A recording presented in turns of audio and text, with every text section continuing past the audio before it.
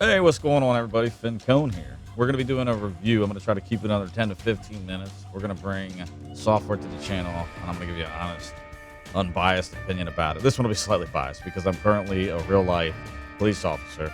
So we're going to cover Police Simulator Patrol. For those not tracking, this was actually Police Simulator 18 for the longest period of time. It's kind of an after release from other police simulators. I believe it's brought to you by Astragon Games. It's a studio, I believe, in Germany or somewhere out there in the UK. Just briefly reading over their goals for what this is they wanted to let players experience the exciting day-to-day police work of a real U.S. police officer. That was the emphasis of the game. We're going to do snippet cuts. I'll explain my opinion of the game. We'll go over the pros and cons, and I'll tell you if you should or should not keep your cheddar in your pocket and wait for something else. Okay, so right off the bat, I think we're going to cover pros, the short list. Short list. Multiplayer co-op, boom, pretty simple. You go in there, you click multiplayer, you enable for a session. It's joined in by a friend on Steam. Pops right in, pretty seamless, not a whole lot of lag issues or anything like that. That actually works well. That's where it stops. That is where this story stops. You can see currently we're the rank of Officer 2. I did actually invest 5 or 6 hours of playing it with a buddy, and that's about the extent that I could tolerate. So when we talk about realistic systems and we log into their, I guess this is their CAD computer system, but you have to take a call for service through here to receive something. You can do day or night shift by clicking here. Doesn't seem to work half the time.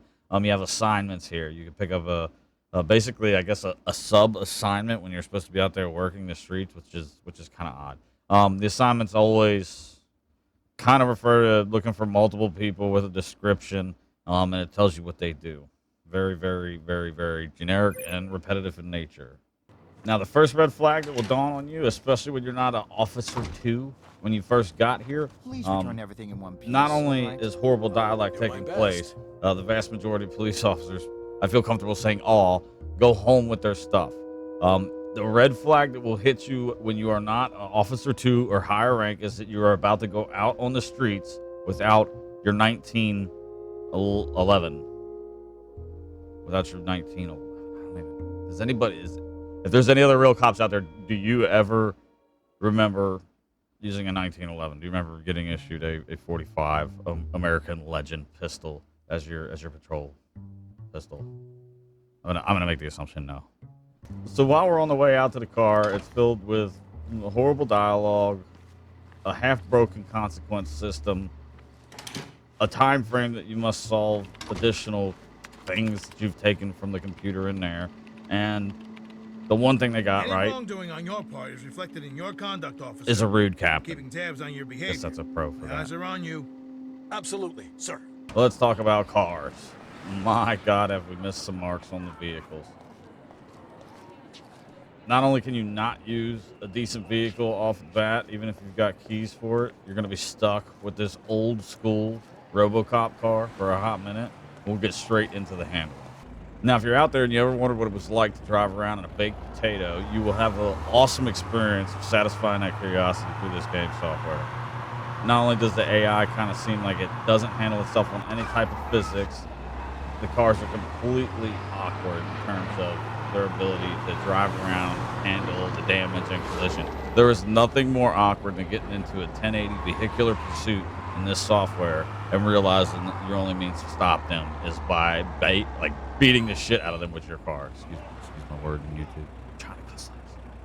Now, before we go any further as we're driving around, we have to talk about the gross keys. Now, 1 and 2 are your turn signals.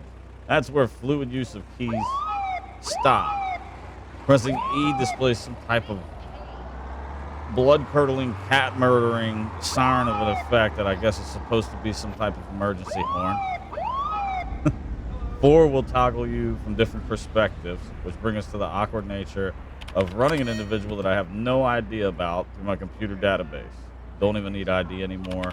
I guess they're trying to get ahead of the curve to make sure that I'm not out here harassing people.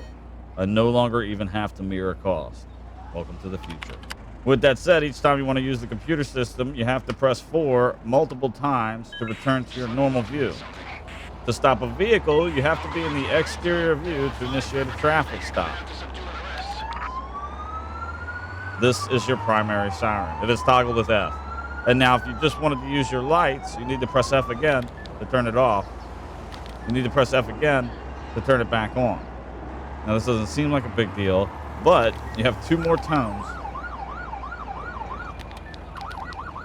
that you have to go through.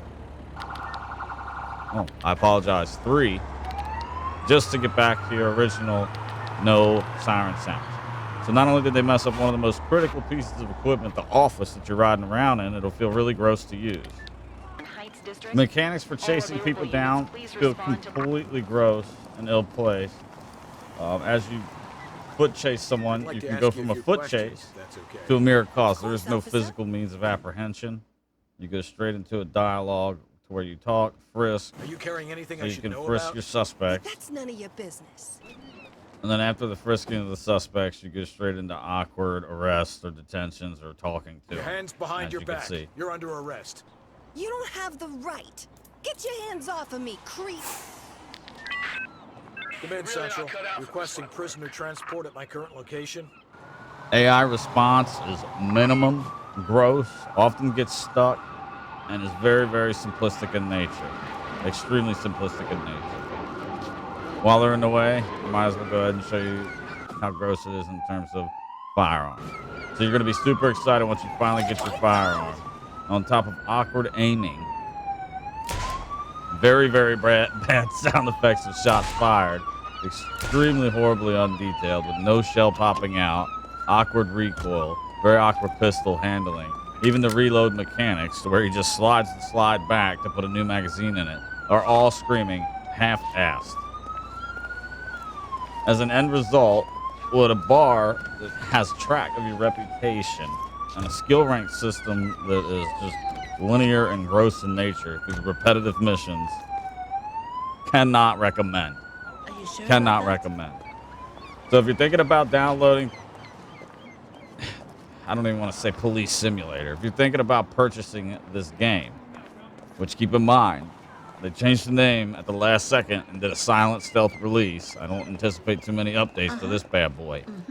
Save your money. Go elsewhere. You are better off buying a native copy of Grand Theft Auto 5, downloading LSPDFR with the Rage Hook engine, and installing whatever vehicles, cars, mods, and callouts you want.